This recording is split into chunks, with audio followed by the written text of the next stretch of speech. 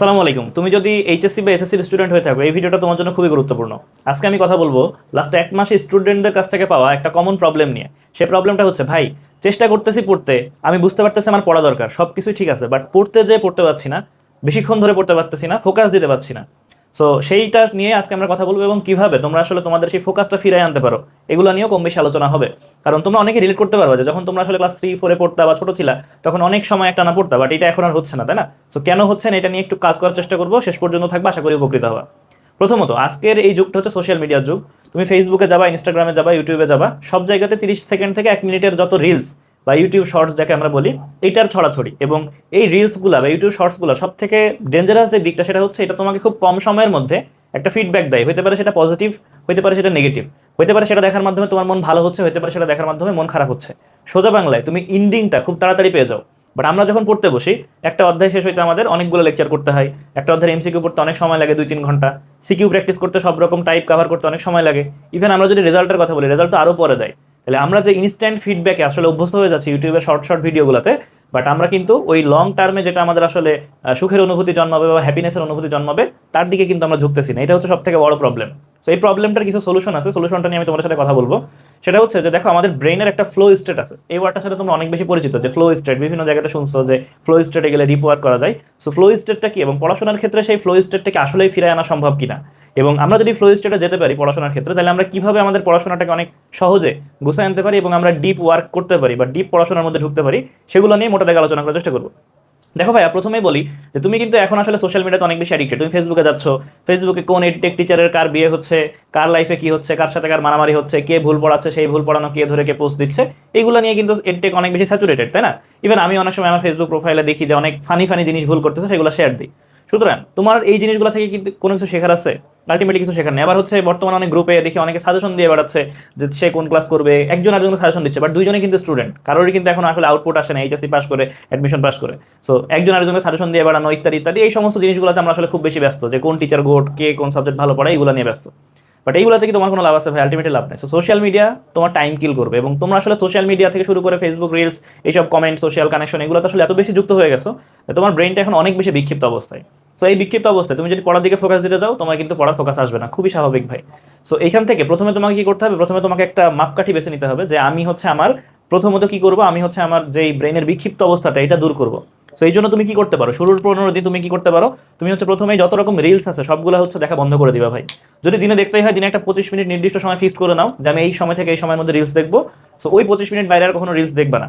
এবং যেই 25 মিনিট তুমি ফিক্সড করবা, তুমি একটা জিনিস খেয়াল করবা, ওই রিলস দেখা 25 মিনিটের পরে যেন তুমি পড়তে না বসো। কারণ রিলস 25 মিনিট দেখলে অটোমেটিকলি তোমার ব্রেন শর্ট টার্ম হ্যাপিনেসে অনেক বেশি অভ্যস্ত হয়ে যাবে, তারপর তুমি পড়তে বসলে তোমার পড়ায় ফোকাস আসবে না, খুবই স্বাভাবিক। ঠিক আছে? সো দিনে দেখলেও খুব কম সময় দেখো, 25 মিনিট থেকে 30 মিনিট, এবং এটা যত পারো আস্তে আস্তে কমানো ট্রাই করো। এবং একটা অ্যাপ আছে, সেই অ্যাপটার নাম হচ্ছে স্টে ফ্রি। এই অ্যাপটা তোমরা হচ্ছে আইওএস বা অ্যান্ড্রয়েড যে কোনো ফোন যারা ইউজ করো সেখানে তোমরা পাবা। এই অ্যাপটাতে রিল ব্লক নামে একটা অপশন আছে, এইটা তোমরা ইউজ করতে পারো। এটা ইউজ করলে কি হবে, তুমি যখনই রিলস পড়বে তোমার সামনে, সাথে সাথে ওইটা অ্যাপটা ক্লোজ করে দিয়ে অফ করে দিবে। সো এটা তোমার সাময়িকভাবে তোমার অনেক কষ্ট হবে, মনে হবে না রিল ব্লকটা একটু ছাড়াই, স্টে ফ্রি থেকে একটু ছাড়াই আনলক করি, করে আমি আবার হচ্ছে রিলটা দেখি।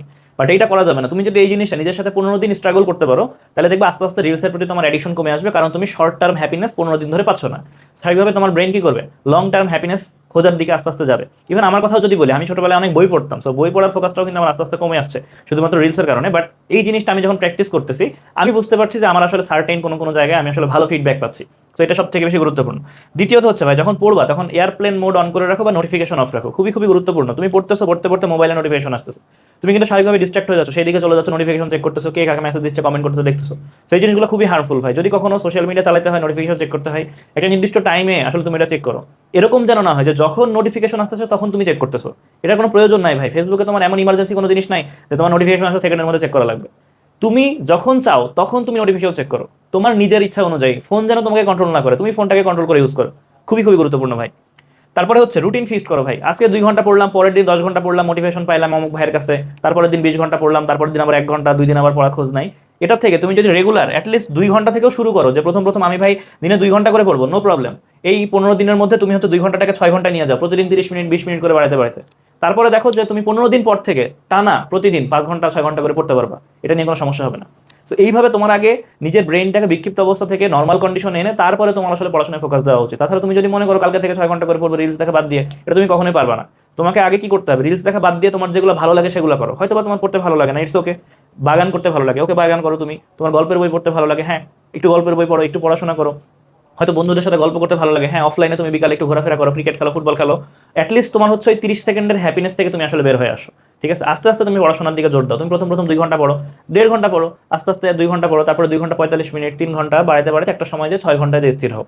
প্রাইভেট কলেজ সবকিছু বাদে যদি কেউ 6 ঘন্টা পড়তে পারে, আমি বিশ্বাস করি সে ভালো রেজাল্ট করবে, এসএসসি এইচএসসি যে কোনো জায়গায়। ঠিক আছে, ইভেন এসএসসির ক্ষেত্রে তো এটা 4 ঘন্টা, 3.5 4 ঘন্টা পড়লেই আমার মনে হয় যে অনেক ভালো রেজাল্ট করা সম্ভব, আমার কাছে মনে হয়। ঠিক আছে, অনেকেই আছে হয়তো অনেক বেশি পড়াশোনা করে, বাট স্কুল কলেজ বাদে ঠিক আছে আসলে 6 ঘন্টা পড়া আমার জন্য মনে হয় ওর্থ ইট। এইচএসসি লাইফ পর্যন্ত অ্যাডমিশনে গেলে সেটা ভিন্ন বিষয়, অ্যাডমিশন অনেকেই অনেকক্ষণ পড়াশোনা করে। ঠিক আছে, তো তুমি তারপরে রুটিন ফিক্স করে নাও। রুটিন যখন ফিক্সড হয়ে যাবে তখন তোমাকে আসলে চিন্তা করতে হবে যে এখন তুমি তো পড়লে হবে না, তুমি একটা রুটিন ফিক্স করে ফেলছো যে দিনে আমি 6 ঘন্টা পড়বো। সো এই পড়াটাকে কিভাবে স্ট্রাকচারালি সাজানো যায় সেটা নিয়ে এখন কথা বলবো। দেখো, তুমি প্রতিদিন যখন ডেইলি প্ল্যান করবা পড়ার, এবং ডেইলি প্ল্যানটা খুব গুরুত্বপূর্ণ বুঝছো, এবং ডেইলি প্ল্যানটা করার চেষ্টা করবো যে কোনো ডায়েরিতে। তুমি যদি কোনো ডায়েরিতে লিখে না রাখো যে তুমি আসলে পরের দিন কি পড়বা, এটা আসলে মানে সাকসেসফুল হওয়ার চান্স খুবই কম। তুমি যদি ডায়েরিতে লিখে রাখো, এটা কিন্তু সাকসেসফুল হওয়ার চান্স খুবই বেশি। সো ডায়েরিতে লেখা অভ্যাস করো। তুমি মনে করো লিখে রাখলা যে আজকে নতুন কোনো চ্যাপ্টারের 50% পড়া তুমি পড়বা। টোটাল যদি 100% পড়ো, তাহলে নতুন কোনো চ্যাপ্টার পড়বা 50%। কারণ হ্যাঁ, স্বাভাবিকভাবে তোমার পড়া তো কোনো শেষ নাই। তোমার যদি এরকম হয় যে ভাই সিলেবাস সব শেষ, সেক্ষেত্রে আলাদা বিষয়। বা এইচএসসি 27 যারা আছে, তারা দেখা গেলো নতুন চ্যাপ্টার, তুমি যদি দিনে 6 ঘন্টা পড়ো, তার 50% পড়বে নতুন চ্যাপ্টার, মানে 3 ঘন্টা পড়বা নতুন কিছু শেখার জন্য। হয়তো তুমি ফিজিক্সের একটা ক্লাস করতেছো, কেমিস্ট্রির একটা ক্লাস করতেছো, ম্যাথের একটা ক্লাস করতেছো, এরকম। ঠিক আছে, তারপরে তুমি 30% সময় ব্যয় করবা হচ্ছে এমসিকিউ এবং সিকিউ প্র্যাকটিসে। সেটা হইতে পারে রানিং যে চ্যাপ্টারটা তুমি পড়তেছো সেই চ্যাপ্টারের, অথবা ফিজিক্সের একটা চ্যাপ্টারের, কেমিস্ট্রির একটা চ্যাপ্টারের, যে কোনো কিছু। এবং তুমি 20% সময়, মানে দিনে অন্তত 1 ঘন্টা সময় আগের দিন যা পড়ছো, অথবা আগের 2-3 দিন যা পড়ছো এই পড়াটা, বা আগের এক সপ্তাহ যা পড়ছো একটু রিভিশন দিবা। যদি আগের দিনের পড়া রিভিশন হয়ে যায় 30-40 মিনিট, আরও যদি 20 মিনিট থাকে, তাহলে তার আগের দিন যেটা পড়ছো সেটা রিভিশন দাও। মানে সোজা বাংলায় তুমি যদি প্রতিদিন জাস্ট শিখতেই থাকো, মনে করো আজকে আমি বায়োলজি 2টা লেকচার করলাম, ফিজিক্সে 3টা করলাম, কেমিস্ট্রি 3টা করলাম, আলটিমেটলি কি আমি সেটা ধরে রাখতে পারবো? ধরো আমি 6 ঘন্টা পেলে 6টা লেকচার করছি, এটা কিন্তু আমি ধরে রাখতে পারবো না, আমি কিন্তু আস্তে আস্তে ভুলে যাবো। রাদার দেন আমি যদি 3টা লেকচার করে প্রিভিয়াসে যেই আগের দিন যে 3টা লেকচার করছিলাম সেই 3টা যদি রিভিশন দিই 1 ঘন্টা বা 2 ঘন্টা, তার পাশাপাশি যদি আমি আরও কিছু পড়ি, এমসিকিউ সিকিউ প্র্যাকটিস করি, ওই পড়াটা কিন্তু আমার মাথায় বেশি মানে স্টে হবে। ঠিক আছে, সো এইচএসসি 27 যারা এতদিন ফাঁকি দিয়ে আসছে, এখন মনে হবে ভাই দ্রুত সিলেবাস শেষ করি। এই দ্রুততা করার সাথে সাথে সবাই কি করবো, এখন 15 ঘন্টার প্লেলিস্ট বের করবা, করে শুরু থেকে খালি প্লেলিস্টই করবা, নোট করবা, এমসিকিউ প্র্যাকটিস হবে না, সিকিউ প্র্যাকটিস হবে না, রিভিশন হবে না, আলটিমেটলি 3 মাস পর যে সব ভুলে গেছি। সো এই চক্কর থেকে বেরোয় আসতে হবে এবং প্রপার রিভিশন, প্রপার প্র্যাকটিসের মধ্যে থাকতে হবে, নাইলে কিন্তু তুমি কখনোই ভালো রেজাল্ট করতে পারবে না। তুমি যতই ক্লাস করো, যাই করো, যে যারই ক্লাস করো না কেন তুমি অনলাইনে, সে যত ভালো টিচারই হোক না কেন। ঠিক আছে, ওকে। এবং তার পাশাপাশি আরেকটা জিনিস হচ্ছে ভাই, 40 মিনিট করে তুমি পড়ার ব্লক সেট করো। তুমি হইতে পারে টোটাল টার্গেট হচ্ছে আমি 8টা ব্লকে পৌঁছাবো, তাই না? 8টা ব্লকে পৌঁছালে কত মিনিট হয়? 320 মিনিট, তাই তো? সো 320 মিনিটে আমি দিনে হচ্ছে পড়বো। 320 মিনিট মানে যদি আমি বলি অলমোস্ট 5 ঘন্টা প্লাস। ঠিক আছে, 5 ঘন্টা 20 মিনিট মতো। তো তোমার যদি টার্গেট আমি 320 মিনিটে পৌঁছাবো, তুমি 40 মিনিটের প্রথম দিন 2টা ব্লক দিয়ে শুরু করো, তারপরে একটা ব্লক বাড়াও, তারপরে আরেকটা বাড়াও। দেখো 15 দিন পর যে তুমি 320 মিনিট মানে 8টা ব্লক শেষ করতে পারবা। সেই ব্লকটা করে না গুরুত্বপূর্ণ। তুমি যদি 40 মিনিটের ব্লক না করে 1 ঘন্টা করো, তাও করতে পারো। আমার কাছে 40 মিনিটটা আইডল মনে হয়, কারণ 40 মিনিট অ্যাটলিস্ট ফোকাস দিয়ে থাকা যায় খুব সহজে। মানে অ্যাটলিস্ট যাদের ব্রেন আসলে বিক্ষিপ্ত সোশ্যাল মিডিয়াতে, তারা প্রথম প্রথম 40 মিনিট বা 30 মিনিট থেকে শুরু করলে বেটার হয়। আস্তে আস্তে তুমি এই ব্লকের মানে সময় রেঞ্জটাকে বাড়াইতে পারো। তো চেষ্টা করো আস্তে আস্তে বাড়াইতে। প্রথম দিন 2টা 3টা ব্লক নাও, তারপরে 6টা 7টা, একটা সময় যে 8টা ব্লক নাও 15 দিনের টার্গেটে। ঠিক আছে, এটা হচ্ছে একটা কথা। এবার আসো এই যে এখানে ফ্লো স্টেট সম্পর্কে লিখে রাখছি, ফ্লো স্টেট সম্পর্কে কিছু কথা তোমাদেরকে বলি। ফ্লো স্টেট জিনিসটা কি? ফ্লো স্টেট হচ্ছে এমন একটা স্টেট, যে স্টেট একটা মানুষ আসলে একটা কাজের মধ্যে খুব নিবিষ্ট মনে ঢুকে যায়। যেমন যখন তোমরা ছোটবেলায় গেম খেলছো, তাই না? অনেক গেম খেলছো, সেই গেমগুলোর মধ্যে মনে হতো না যে আমরা একদম ঢুকে আসছি, গেমের জগতে চলে গেছে, ওখান থেকে বেরোতে পারতেছে না, ঘন্টার পর ঘন্টা গেম খেলতেছি, বাট কোনো ক্লান্তি আসতেছে না।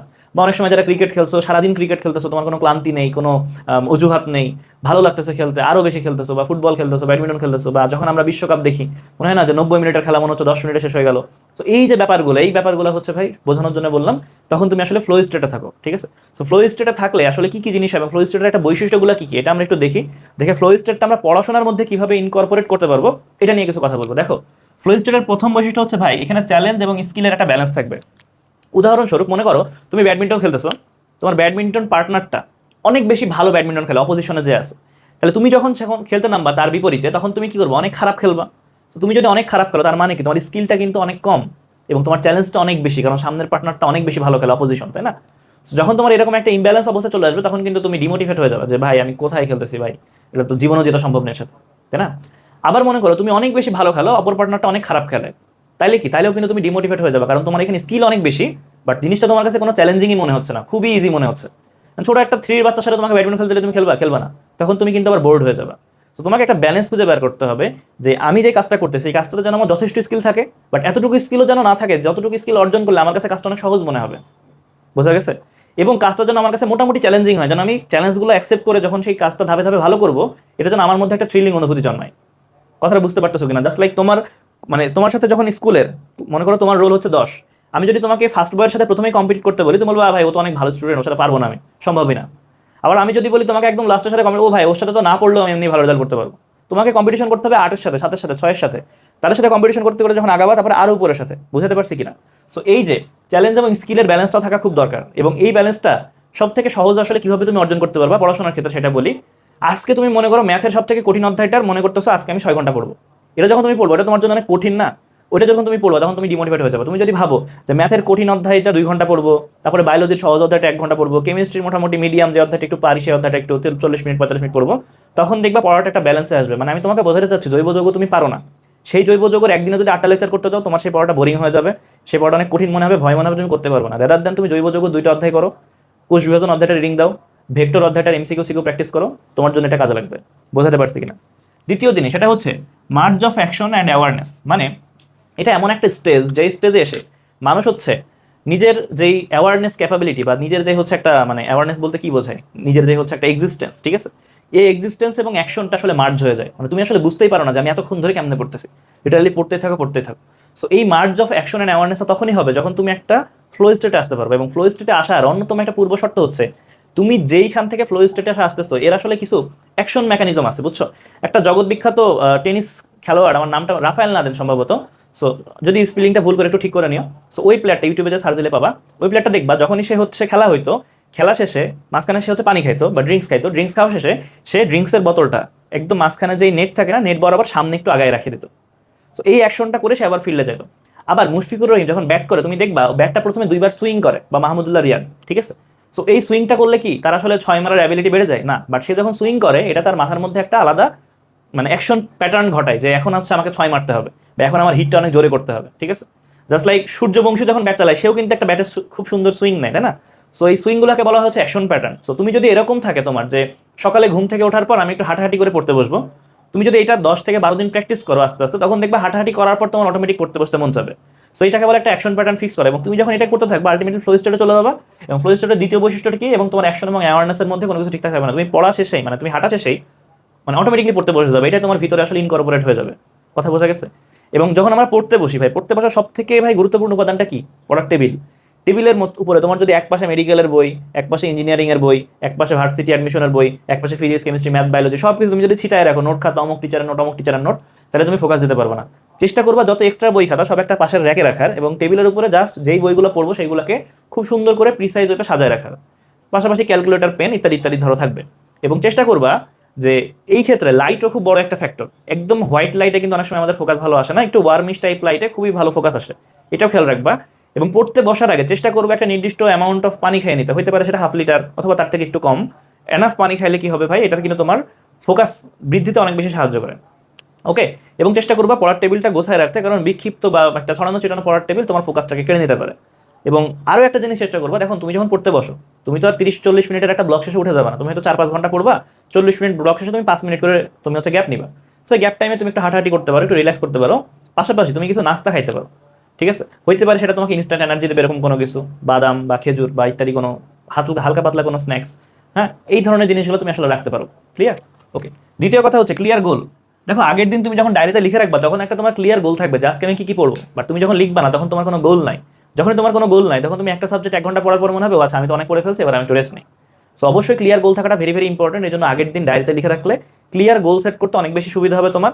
পরের দিন সকালে উঠে মনে করো আগের দিন ডায়েরিতে তুমি ঠিক করে রাখছো যে আমি টোটাল আগামীকালকে হ্যাঁ জৈব যৌগ পড়বো 6 ঘন্টার মধ্যে 3 ঘন্টা, কোষ বিভাজন রিভিশন দিব 1 ঘন্টা, তারপর হচ্ছে আমি ফিজিক্সের ভেক্টর অধ্যায় থেকে 5টা সৃজনশীল করবো আর 1 ঘন্টা আমার লাগবে। যখন তোমার এটা ফিক্স তখন তুমি ঘুম থেকে উঠে কি করবা? ঘুম থেকে উঠে দেখা গেলো জৈব যৌগ লেকচার করতেছো, 2টা লেকচার করলা, করার পর কোষ বিভাজনটা রিভিশন দিয়ে ফেললা। সো এই যে তোমার ছোট ছোট ব্লকগুলোতে ভাগ করা আছে, জৈব যৌগের 1টা লেকচার, 2টা লেকচার, 3টা লেকচার, কোষ বিভাজন রিভিশন 1 ঘন্টা, ভেক্টরের 5টা সিকিউ প্র্যাকটিস 1 ঘন্টা। সো এইভাবে তুমি যখন ভাগ করে রাখবা তখন কিন্তু পরের দিন তোমার ওই ছোট ছোট গোলগুলোকে অ্যাচিভ করতে অনেক বেশি সহজ হবে, কারণ তুমি জানো যে তুমি আসলে কোন পথে হাঁটতেছো। ক্লিয়ার? তারপরে হচ্ছে ইমিডিয়েট ফিডব্যাক। দেখো আমরা যে পড়াশোনাটা করি পড়াশোনার ফিডব্যাক আমরা কবে পাই? যে কখন এই অধ্যায়টার উপর ভাই একটা পরীক্ষা নিবে, সেটার একটা ভালো রেজাল্ট পাবো, তারপরে হচ্ছে কখন কলেজে পরীক্ষা হবে সেখানে হাইস্ট মার্ক পাবো। সো এই যে ফিডব্যাকটা অনেক লং টার্মের হয়ে যায়। সো লং টার্ম হওয়ার কারণে আমরা কিন্তু ফোকাস করতে পারি না। রাদার দেন তুমি যখন আসলে রিলস দেখো ইমিডিয়েট ফিডব্যাক একটা পাও, তাই না? সো ইমিডিয়েট ফিডব্যাকটার জন্য তুমি আসলে জিনিসটাকে ধরে নিতে পারো এইভাবে যে আমি যেই পড়াটা পড়তেছি এই পড়াটা আমার ফিডব্যাক। পড়াটা পড়ার পর তুমি হয়তো একটা 10 মিনিটের পরীক্ষা দিবা 3 ঘন্টা পর। সো 10 মিনিটের পরীক্ষায় তুমি আসলে হয়তো জাজ করতেছো যে আমি আসলে কতটুকু পারলাম, পড়াশোনা কতটুকু আমার আগাইলে একটু টেস্ট করি, বা তোমার কোনো বন্ধুকে ধরতে দিবা। সেই বন্ধুকে যখন ধরতে দিবা, তুমি যখন আনসার করতে পারবা সহজ সহজ প্রশ্নের, বা তুমি যখন একটা সহজ প্রশ্নের পরীক্ষা দিবা, তখন কিন্তু তোমার কনফিডেন্সটা অনেক বাড়বে। তুমি এটাও করতে পারো, আগের দিন রাত্রে আমি 3 ঘন্টা পড়ার পর একটা পরীক্ষা দিব, সেই পরীক্ষার প্রশ্নটা আগের দিন রাত্রে রেডি করে রাখতে পারো। বর্তমানে অনেক ওয়েবসাইট আছে ভাই, প্রশ্ন অনেক কিছু পাওয়া যায় ফ্রিতে, এখান থেকে তুমি ঠিক করে নিতে পারো। বা তুমি চাইলে হচ্ছে তোমার বন্ধুকে দিয়ে ধরতেও বলতে পারো পড়া। সো ইমিডিয়েট ফিডব্যাকের এই অ্যাকশন প্যাটার্নটা তোমাকে ডোপামিন রিলিজ করাবে, তোমাকে হ্যাপিনেস জাগাবে, ফলে তুমি কিন্তু পড়ায় ফোকাস করতে পারবে। 4 নম্বর হচ্ছে ডিপ কনসেন্ট্রেশন। আর ডিপ কনসেন্ট্রেশনের জন্য আসলে কি কি দরকার আমি বলছিলাম না, পানি খাওয়া দরকার শুরুতে, গোছানো পড়ার টেবিলে পড়া দরকার, ওয়ার্মিশ লাইট টোনটা আসলে একটু বেশি ফোকাস আমাদের দিতে হেল্প করে, এবং ছোট ছোট তুমি নাস্তা রাখতে পারো যেগুলো তুমি মাঝে মাঝে নিতে পারো, এটা কিন্তু তোমার ডিপ কনসেন্ট্রেশনে হেল্প করবে। পড়তে পড়তে ক্ষুধা লেগে গেলে তুমি যদি এখন 1 প্লেট ভাত খেয়ে আসো বা বিরিয়ানি খেয়ে আসো, তারপর আর পড়তে পারবে না ভাই, এটা একদম ট্রু, ঠিক আছে? তারপর হচ্ছে লস অফ সেলফ কনসিয়াসনেস, মানে তুমি হচ্ছে নিজের কনসিয়াসনেস থেকে হারাই যাবা ফ্লো স্টেটে ঢুকে পড়লে। কি হচ্ছে তোমার সাথে তুমি বুঝতে পারো, তুমি পড়তে থাকবে, এটাই তোমার ভালো লাগবে। তো তুমি যখন উপরের জিনিসগুলো ঠিকঠাক মতো করবা, তুমি দেখবে অটোমেটিকলি সেলফ কনসিয়াসনেস তুমি হারাই ফেলছো এবং তুমি আলটিমেটলি পড়ার মধ্যে ঢুকে গেছো, ঠিক আছে? তারপরে হচ্ছে অল্টার্ড সেন্স অফ টাইম, মানে তোমার 1 ঘন্টার সময়কে 10 মিনিট মনে হবে। তুমি মানে টাইমটাকে আসলে মেজার করতে পারবে না, তোমার মনে হবে যে পড়াটাই আমার কাছে সব। এটা হচ্ছে ফ্লো স্টেটের অন্যতম বৈশিষ্ট্য। এবং লাস্ট হচ্ছে সেলফ রিওয়ার্ডিং এক্সপেরিয়েন্স, মানে তুমি যে হচ্ছে 1 ঘন্টা পর একটা ফিডব্যাক পাবা, ফিডব্যাক পাওয়ার পরে তুমি আসলে নিজেকে একটা রিওয়ার্ড দিতে পারো। সেই রিওয়ার্ডটা হইতে পারে যে আজকে তো আমি 6 ঘন্টা পড়লাম, ওকে তাহলে কালকে আমি 5 ঘন্টা 30 মিনিট পড়বো, 30 মিনিট আমি মানে রিওয়ার্ড দিব নিজেকে। সেই রিওয়ার্ডে 30 মিনিট তুমি কি করবা, সেই রিওয়ার্ডে 30 মিনিট হতে পারে তুমি নতুন কোনো ইউটিউবের শেখা বা লার্নিং কোনো ভিডিও দেখতে পারো, যে ভিডিওটা হয়তো তোমার ভালো লাগে। লাবিদ রাহাতের ভিডিও আছে, ফয়সাল শোভন জিও পলিটিক্স থেকে শুরু করে বিভিন্ন জিনিস। কারোর বিষয়ে ইন্টারেস্ট থাকে না, কারোর এআই নিয়ে ইন্টারেস্ট আছে, কারোর হয়তো বা কন্টেন্ট মেক করতে ভালো লাগে। সেই 30 মিনিট বা 40 মিনিট তুমি নিজেকে রিওয়ার্ড হিসেবে পরের দিন কি করবা, রিওয়ার্ড দিবা। বা তুমি সেই দিনও দিতে পারো যে আজকে আমি 6 ঘন্টা পড়ে ফেলছি, আমার টার্গেট ফিল আপ, আমি এখন সেলফ রিওয়ার্ডের জন্য আমার যেটা ভালো লাগে সেটা করবো, তবে রিলস দেখা যাবে না।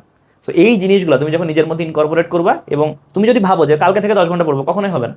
ব্লক ধরে ধরে আস্তে আস্তে বাড়াও, তুমি যখন এটা করতে থাকবে দেখবা তোমার পড়ার সেই ফ্লোটা আস্তে আস্তে ফিরে আসতেছে আগের মতো। তো এই ছিল আজকের কথাবার্তা, কেমন লাগলো ভিডিওটা জানাও। এবং এটা যদি ফলো করতে পারো, আমি খুব আশা করি ইনশাল্লাহ তোমরা হচ্ছে তোমাদের সেই হারানো ফোকাসকে খুঁজে পাবে এবং তোমরা হচ্ছে সামনে ভালো রেজাল্ট করতে পারবে। ভালো থাকো সবাই, আসসালামু আলাইকুম, আল্লাহ হাফেজ।